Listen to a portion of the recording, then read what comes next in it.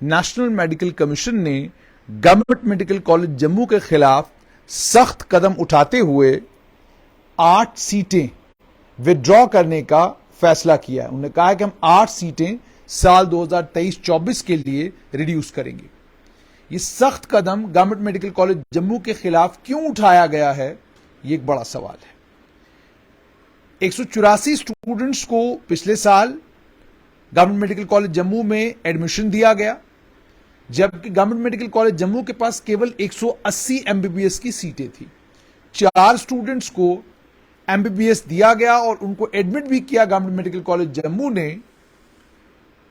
यह जानते हुए भी कि उनके पास 180 सीटें हैं।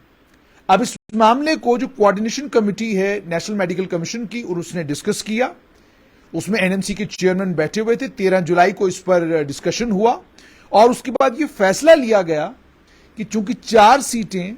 बिना एनएमसी की इजाजत के गवर्नमेंट मेडिकल कॉलेज जम्मू ने बढ़ाई हैं, उसके चलते अब हम 8 सीटें गवर्नमेंट मेडिकल कॉलेज जम्मू की रिड्यूस करेंगे, कम करेंगे अगले साल के लिए, क्योंकि ये जो काम गवर्नमेंट मेडिकल कॉलेज जम्मू ने किया है ये गलत है, बिना हमारी इजाजत के किया गया है। इसलिए सजा के तौर पर हम 8 सीटें गवर्नमेंट मेडिकल कॉलेज की कम करते हैं। इसका मतलब साल 2023-24 के लिए अब गवर्नमेंट मेडिकल कॉलेज जम्मू के पास केवल 172 एमबीबीएस सीट्स होंगी। इस मामले के बनने के बाद जो डायरेक्टर हैं under graduate medical education board के, उन्होंने प्रिंसिपल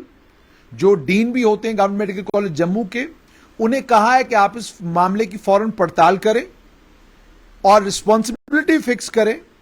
उस आदमी की, उस शख्स की जिसने ये ब्लंडर किया है, और नेशनल मेडिकल कमीशन को एक्शन टेकन रिपोर्ट जो है वो 15 दिन के अंदर अंदर आप भेज दें। और यह भी कहा गया है कि अगर 15 दिनों के अंदर अंदर हमें आपका जवाब नहीं मिला तो 8 सीट्स को रिड्यूस करने का ऑर्डर जो साल 2023-24 के लिए है वो ऑर्डर रहेगा,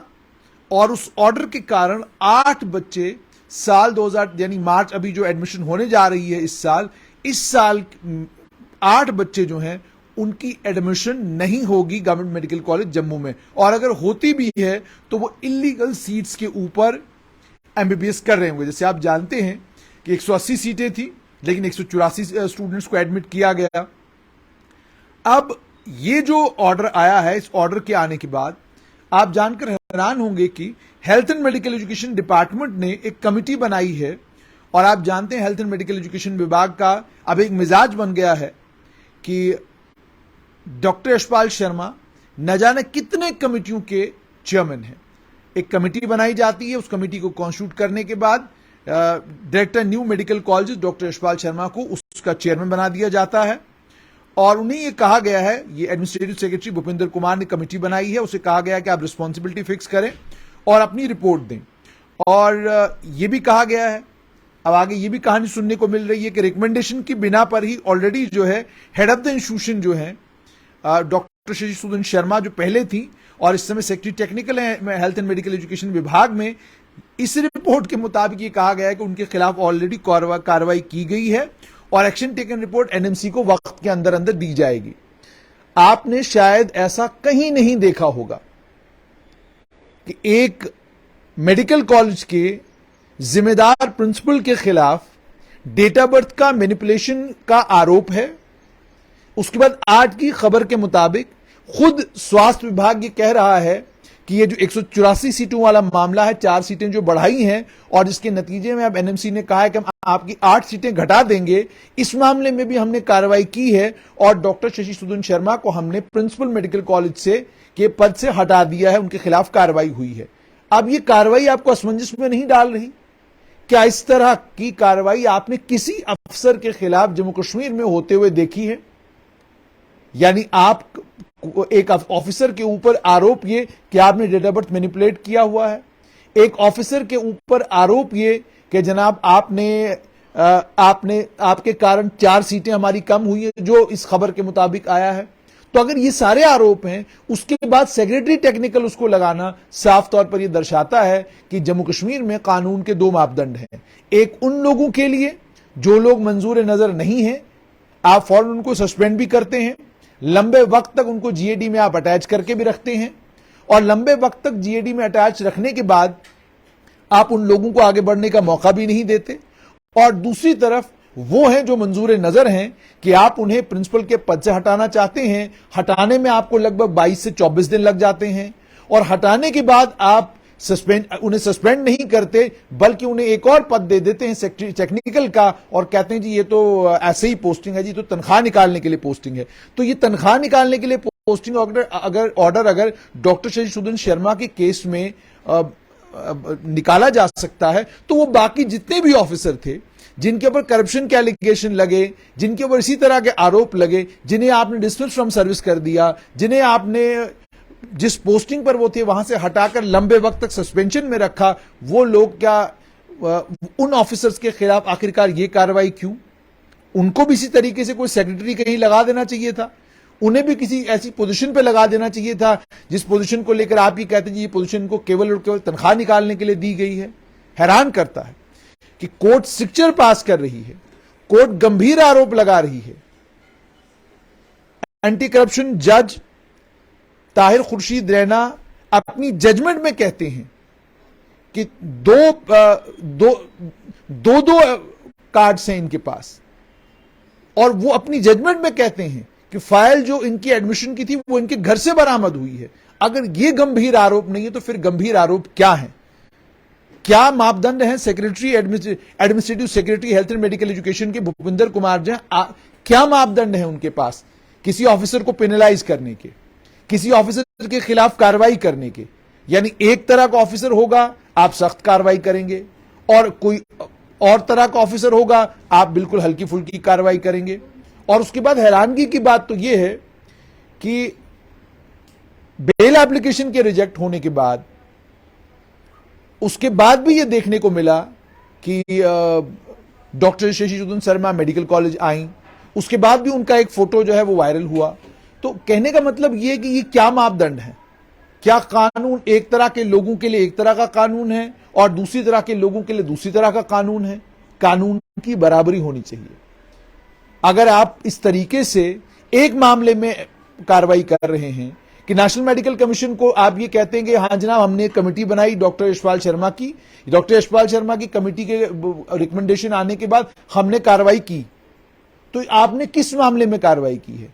जो क्राइम ब्रांच ने मामला बनाया है, क्या आप उसको हल्के में ले रहे हैं, या आप क्राइम ब्रांच के मामले को ये कह रहे हैं ये तो कोई मामला ही नहीं है, उस मामले में आपने कार्रवाई नहीं की, हमने जी दूसरे मामले में कार्रवाई की है? तो अगर एक ही ऑफिसर के खिलाफ दो इस तरह के आरोप हैं,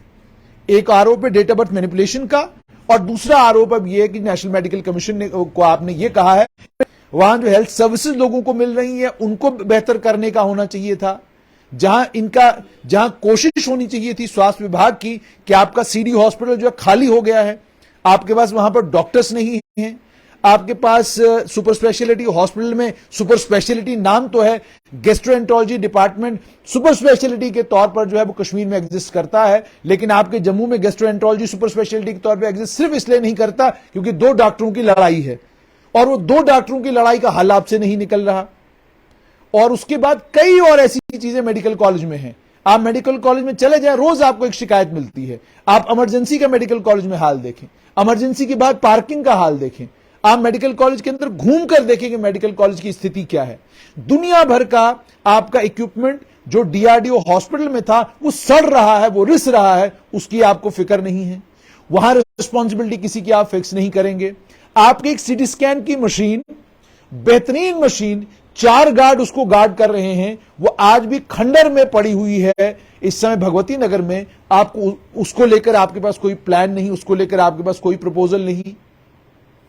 हैरानगी होती है, जहां आपकी प्राथमिकता स्वास्थ्य विभाग को ठीक करने की होनी चाहिए, वहां आपकी प्राथमिकता स्वास्थ्य विभाग को ठीक करने की नहीं है। और मैं बड़ी जिम्मेदारी के साथ कह रहा हूं, जो ऑर्डर ये एचओडीज को रोटेट करने का निकाला गया है, वो ऑर्डर केवल और केवल मेडिकल कॉलेज के अंदर जो दंगल एक चल रहा है उस दंगल को खत्म करने के लिए निकाला गया है। और इसलिए निकाला गया कि जो 2-4 डॉक्टर हैं उन्हें भी मौका मिलना चाहिए एचओडी बनने का। एचओडी को रोटेट करने से क्या स्वास्थ्य सुविधाएं बढ़िया हो जाएंगी मेडिकल कॉलेज की? आप एक एचओडी को हटाएंगे, उसकी जगह एक नया एचओडी लाएंगे, वो एचओडी क्या करेगा? वो रातों रात अपने डिपार्टमेंट को आसमान पर लेकर जाएगा। आप जाइए मेडिकल कॉलेज के चक्कर तो कभी लगाइए, आप कभी देखिए तो सही तभी तो मैक्सिमम सिविल सर्वेंट जब उनको कोई रात को परेशानी होती है वो या तो नारायणा हॉस्पिटल भागते हैं या अंकुर मैत्रिका या किसी और हॉस्पिटल में चले जाते हैं, वो गवर्नमेंट मेडिकल कॉलेज जम्मू आना नहीं चाहते। और आप अगर कहें मैं नाम गिनवा सकता हूं, कई आईएएस ऑफिसरों के नाम मेरे पास हैं जो जिनके घर का अगर कोई फर्द बीमार हो जाए, उसे कोई परेशानी हो जाए तो आप गवर्नमेंट मेडिकल कॉलेज जम्मू से डॉक्टर घर बुलाते हैं, लेकिन जब आपको एडमिट करना होता है तो आप नारायणा या किसी प्राइवेट हॉस्पिटल में जाकर एडमिट करते हैं। पिछले दिनों एक आईएएस ऑफिसर का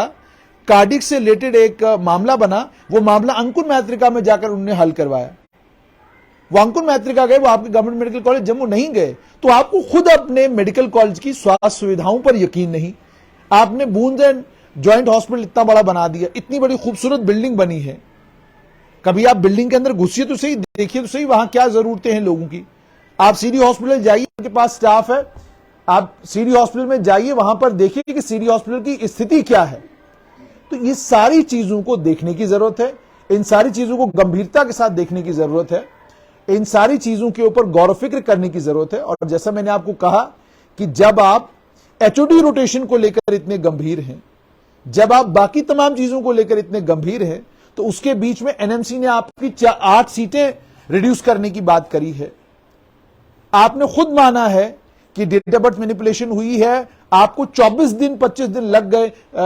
जिन्होंने डेट ऑफ बर्थ मैनिपुलेट किया था उनको रिप्लेस करने में। क्या दबाव है ऐसा हेल्थ एंड मेडिकल एजुकेशन विभाग के ऊपर कि आपको कार्रवाई करने में इतना वक्त लग रहा है? अन्य कई और ऑफिसर हैं जिनके ऊपर लोग आरोप लगा रहे हैं क्योंकि ये जी सिस्टम के मंजूर नजर हैं, इसलिए यही लोग हैं जो अलग अलग इंपॉर्टेंट पोजीशंस पर बैठे हैं। कई डॉक्टर्स के नाम तो मैं ले सकता हूं, 2-3 डॉक्टर तो ऐसे हैं जो है ही नहीं जो है ही नहीं मेडिकल एजुकेशन से, लेकिन एक्सटेंशन पर वो लोग भी अलग अलग जगहों पर काम कर रहे हैं। क्या इनके अलावा आपके पास कोई काबिल अफसर नहीं है? जैसे कल सुप्रीम कोर्ट ने केंद्र सरकार से पूछा कि जनाब एनफोर्समेंट डायरेक्टरेट में क्या नालायक भरे पड़े हैं जो आपको को अफसर नहीं मिल रहा है एनफोर्समेंट डायरेक्टरेट को हेड करने के लिए। इसी तरीके से सवाल यह भी पैदा होता है कि क्या आपके पास ऑफिसर्स की कमी है कि आपको अलग अलग पोजीशन के लिए ऑफिसर ही नहीं मिलता और एक ही ऑफिसर को आपने जिम्मेदारी दे रखी है कि जनाब 50 इंक्वायरियां होंगी, सबके चेयरमैन आप होंगे। तो इसलिए गवर्नमेंट मेडिकल कॉलेज को लेकर और स्वास्थ्य विभाग को लेकर जम्मू कश्मीर सरकार की जिम्मेदारी यह बनती है कि वो कम से कम मापदंड बिल्कुल सही करें कि आप अगर किसी